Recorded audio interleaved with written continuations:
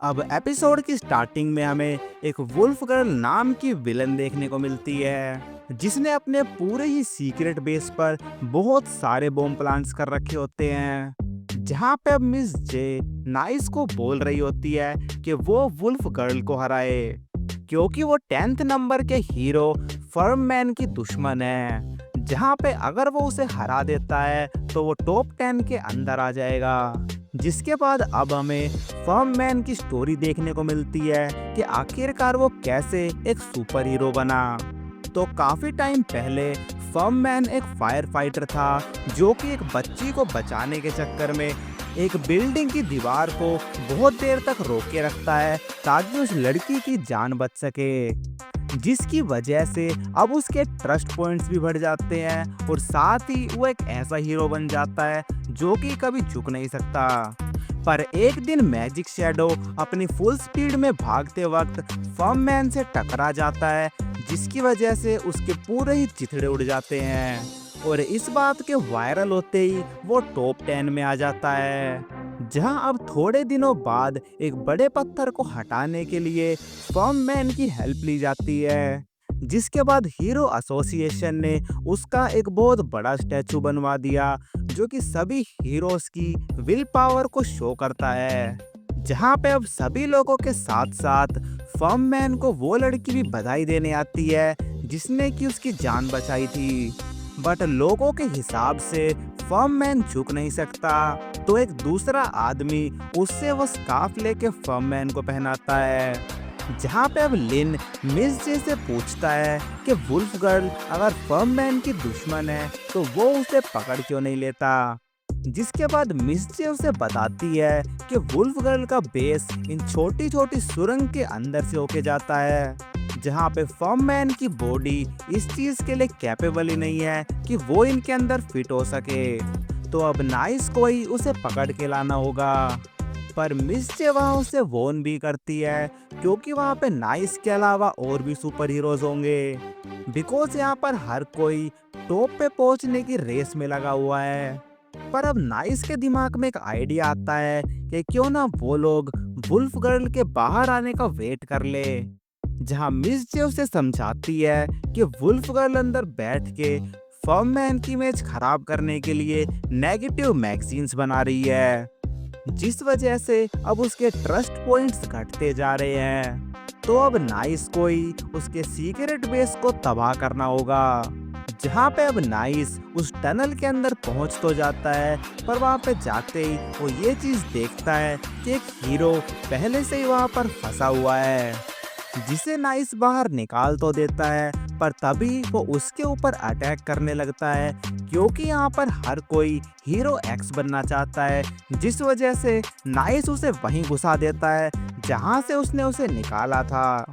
जिसके बाद nice wolf girl के बेस में पहुंच जाता है जहाँ पे वो उसकी नोटबुक चेक करता है एंड उसी टाइम पे उसे ये चीज रियलाइज हो जाती है कि वुल्फ गर्ल ने यहाँ पर पूरा सेटअप बिठाया हुआ है।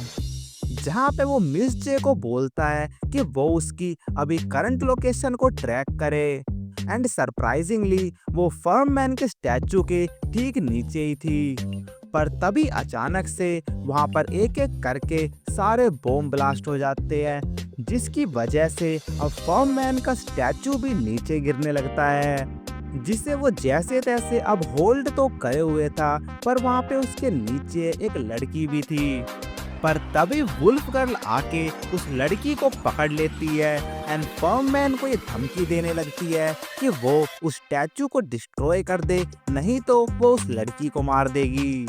और अब उस बॉम्ब ब्लास्ट की वजह से पूरी ही सिटी में बहुत ज्यादा डिस्ट्रक्शन हो जाती है जिस वजह से सारे हीरोज वहां पर बिजी थे।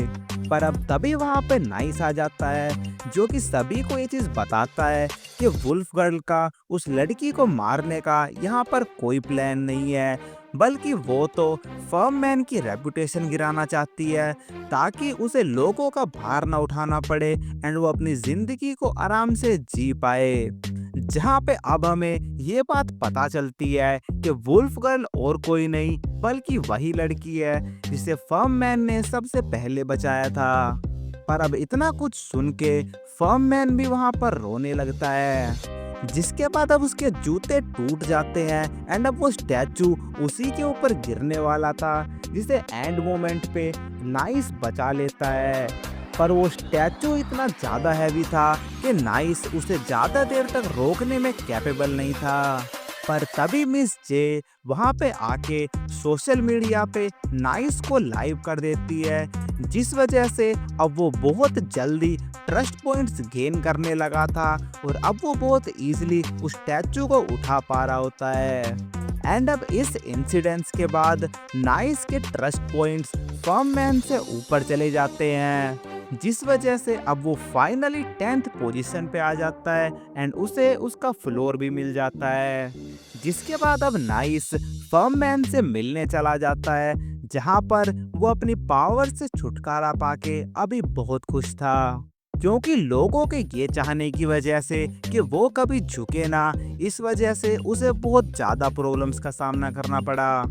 एंड अब उसकी पावर्स जाने के बाद वो फाइनली चैन की सांस ले पा रहा है। जिसके बाद लिन उसे अपनी रियल आइडेंटिटी बता देता है, जहां अब फर्म मैन भी उसे वही बात बताता है कि फर्क नहीं पड़ता कि अभी वो कौन है, बस यहाँ पर एक ही बात मैटर करती है कि एक्चुअली में वो क्या बनना चाहता है।